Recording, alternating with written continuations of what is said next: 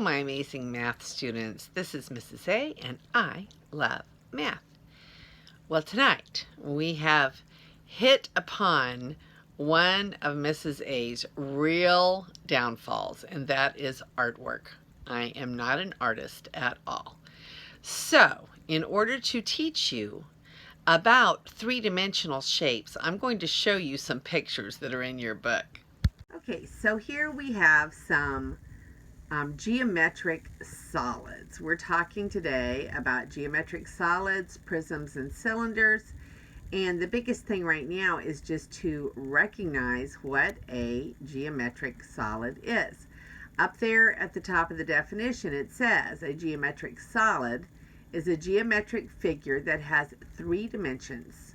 So it has got length and width and depth, and it is not a flat object.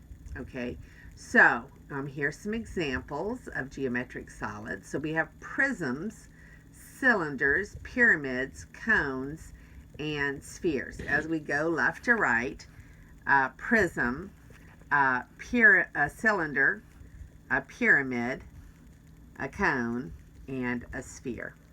So it says, although these geometric solids are easy to identify and recognize, they are not necessarily easy to define mathematically. Okay, so we're not going to give a formal definition at this time because of the level of math that we're in.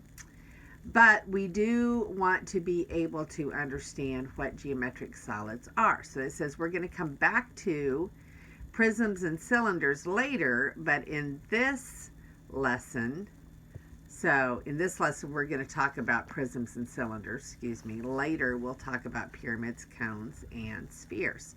So in this lesson, we're just going to talk about prisms and cylinders. And we're going to talk about them and their volumes shortly.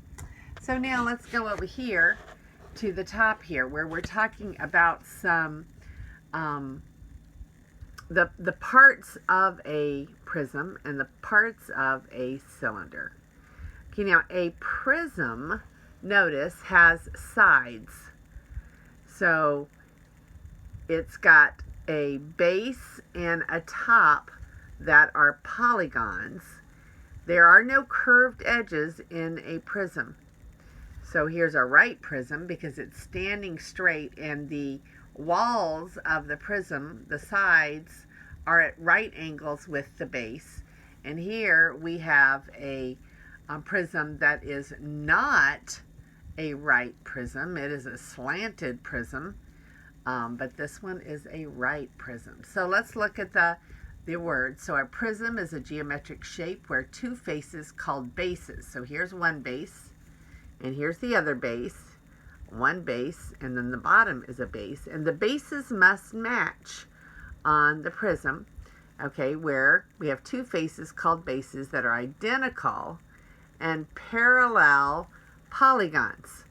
So parallel to each other. So this base is parallel to this base, and this base is parallel. Even though they're slanted, the bases are parallel to each other. Okay, so, and then we have lateral, meaning around the sides, faces. So these are called the faces. This is the lateral edge coming down here.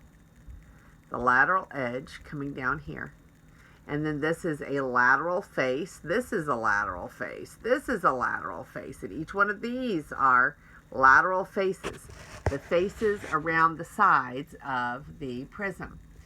Okay, so we have lateral edges and lateral faces. The altitude of the prism is a perpendicular segment joining the plane of the bases.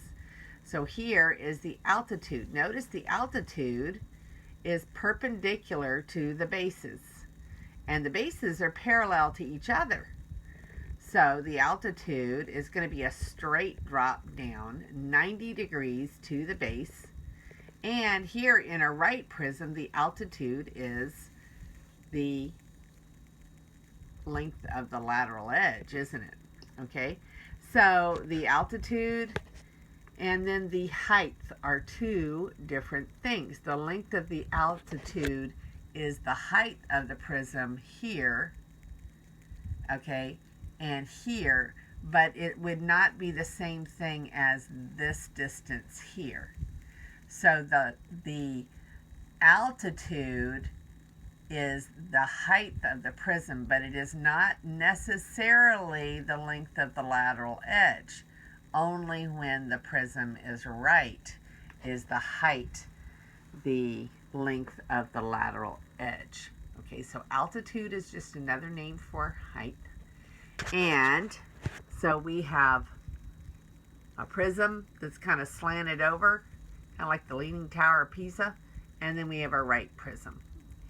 Okay, so those are the parts of the prism. So now down here, it says the prism on the right is a right prism because it has right angles to the base.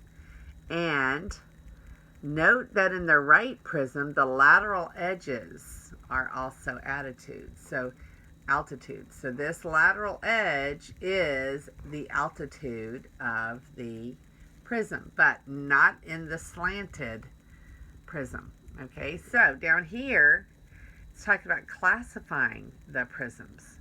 Prisms are classified and named according to the shape of their bases. Here we show 4 examples. So here we have a right triangular prism because the base is a right triangle. Okay, so we've got a right triangle and a right triangular prism, right? And then we have, this one is a right prism because it's going straight up. So it's going to be called a right triangular prism even if the bases are not right triangles themselves. It's a right prism by our definition up here. And so a right triangular prism just has a triangular base, not necessarily a right triangular base. It's a little confusing, isn't it? Okay, so any triangle would do, and we would call it a right triangular prism because we're talking about the right being the straight upness of this right prism here. Right rectangular prism, right trapezoidal prism. That's not looking like very trapezoidish, but it is. It's not a rectangle, is it? So remember, trapezoids have 2 parallel sides or 1 pair of parallel sides. And then this one is a pentagonal prism. So it's a pentagon, just 5 sides on the top, right? So we could have a right hexagonal prism. Okay, that's just telling you how many sides on the base. The right prism on the left is a right triangular prism because its bases are triangles. Okay, right rectangular prism, trapezoidal, and pentagonal. So down here we're looking at cylinders. Up there we were looking at the prisms. Okay, prisms have sides that are not round. Okay, so the top and the bottom are polygons, many-sided figures. And now down here, we're talking about a cylinder. And we're talking specifically about a circular cylinder. Okay, the top and the bottom, the bases are circular. Okay, so here we have a cylinder has an axis that runs straight down the middle of the cylinder. The axis runs straight down the middle. Now, in the right cylinder, the axis is the altitude, but in the slanted cylinder, it is not. So we have in our cylinder, we have the outer portion here. Like if you were to pretend this was a roll of paper towels and you unwrapped the paper towel all the way around, that would be your lateral surface. Okay, it is that strip that goes all the way around. That's your lateral surface. Lateral meaning around the sides, right? But it's not in polygonal shape now. Now it's nice and round. So this is the lateral surface. This is the top base and the bottom base. Those are both bases, and the axis goes straight through. So it says the cylinder on the right is a right cylinder because this is a 90-degree angle with the base. So here at the top of page 244, we're talking about cylinders being classified and named according to the shapes of their bases. Now this is a right circular cylinder because the bases are circular. Okay, now we could have other cylinders that are not circular cylinders. In this book, we're going to only discuss cylinders that are right circular cylinders because that's the one we're prepared to do the math with at this level of mathematics. So now notice that we have a little r right here for radius and an h for height. And this axis is the height of the right circular cylinder.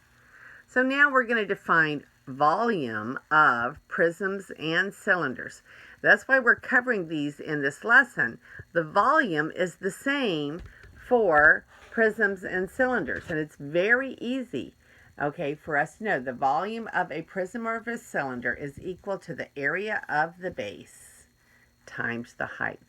That's it. That's all we have to do. The area of the base times the height for both prisms and cylinders.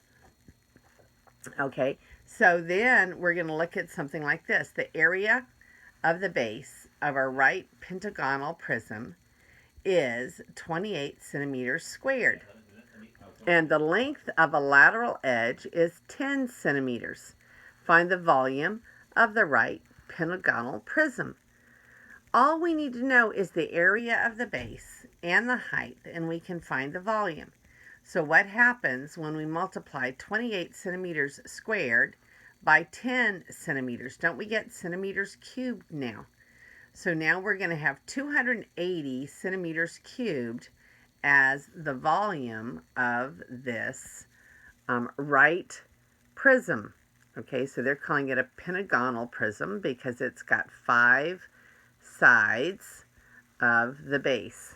Okay, so here's the solution, and there it is, 280 centimeters cubed, because all we have to do to find the volume of a prism is the area of the base times the height, which is 28 centimeters squared, by 10 centimeters, which is 280 centimeters cubed.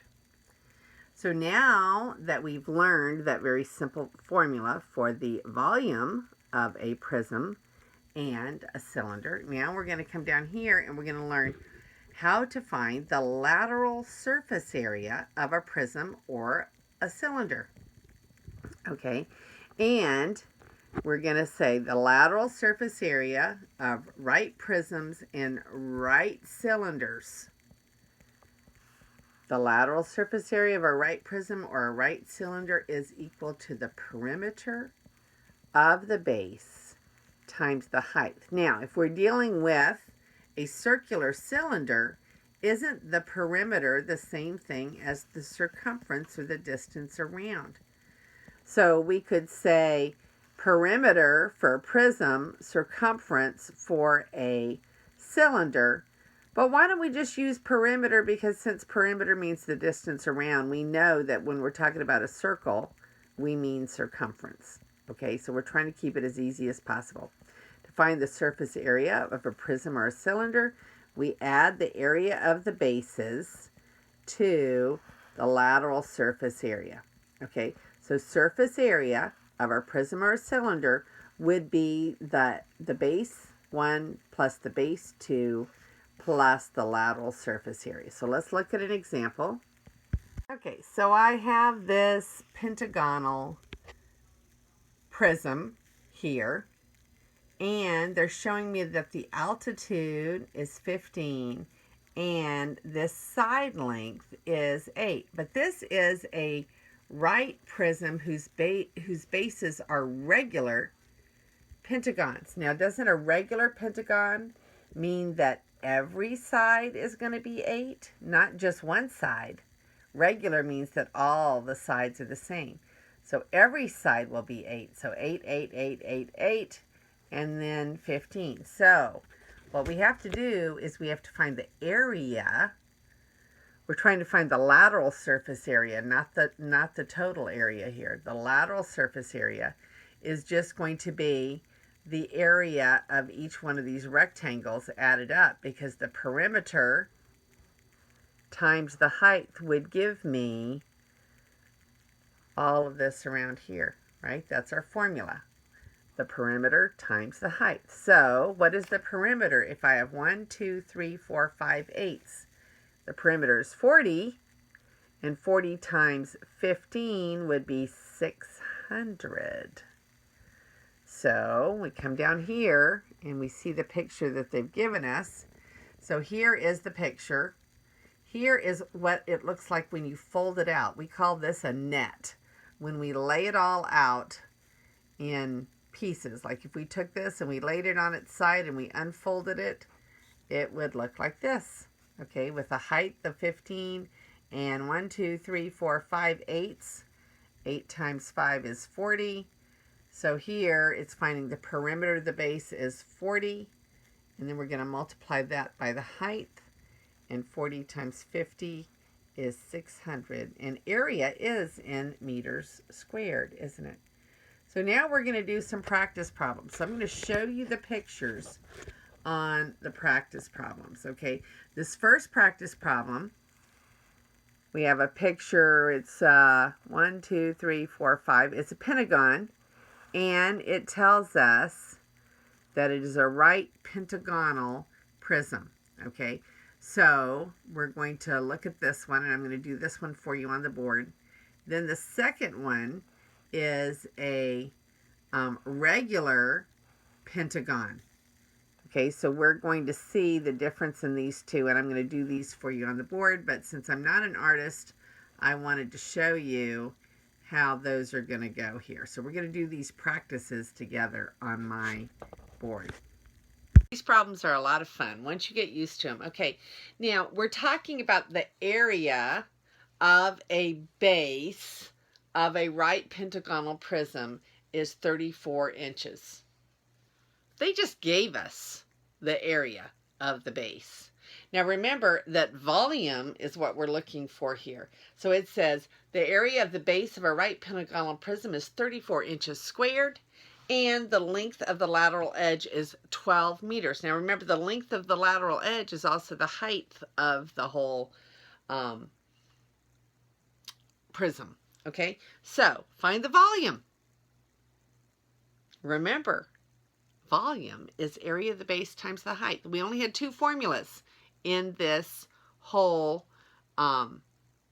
section, and the first one was the the volume of a prism or a cylinder. So if we have the area of the base, then can't we put it right here? So 34 inches squared.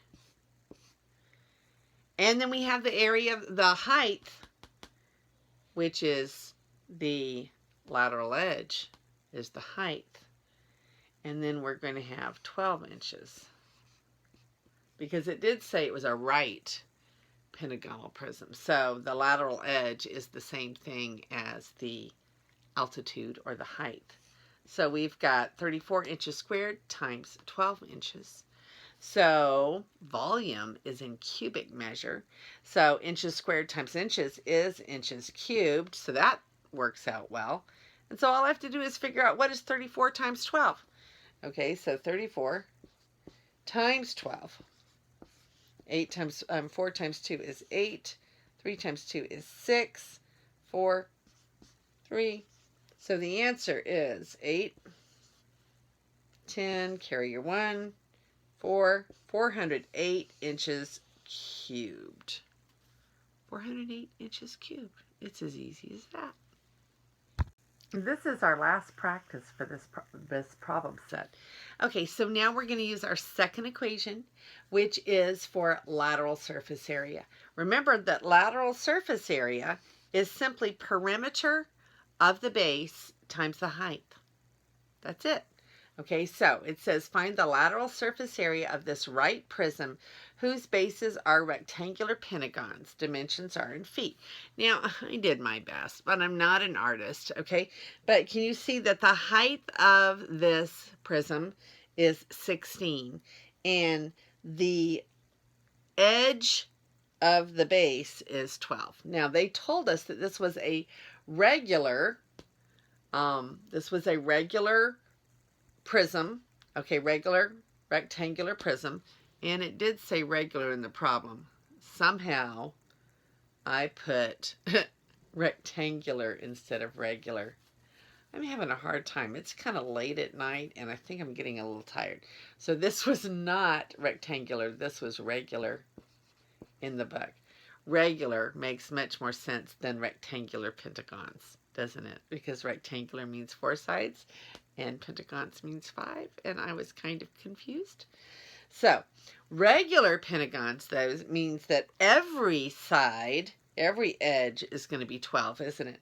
So, pentagon means 5 sides, and if I took 5 sides times 12, I would have the perimeter of my bases, okay? So 5 times 12 is 60, and then the 60 would be the perimeter right there, and then the height, according to the picture, was 16, and it says the dimensions are in feet. Now we're looking for lateral surface area. Area is in squared units.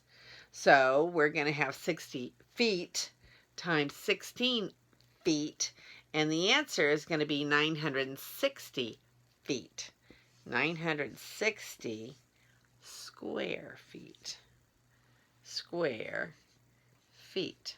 Okay, now I'm going to check myself, but I think that's 16 times 6. I'm pretty sure 36. Yep, that's 96. And then times the 10.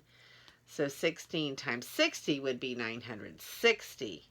So 960 square feet is the answer. Those are pretty easy problems. So for area, all we're looking for is going to be, for volume, we're going to look for area of the base times the height.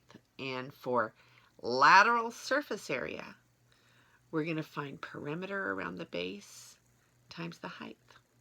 Okay, if we ever want total surface area, we're going to take the lateral surface area and add the area of the bases to it. Okay, since both the bases are the same, we can just add it and double it. Okay, so because we don't have 2 different bases, they're the same.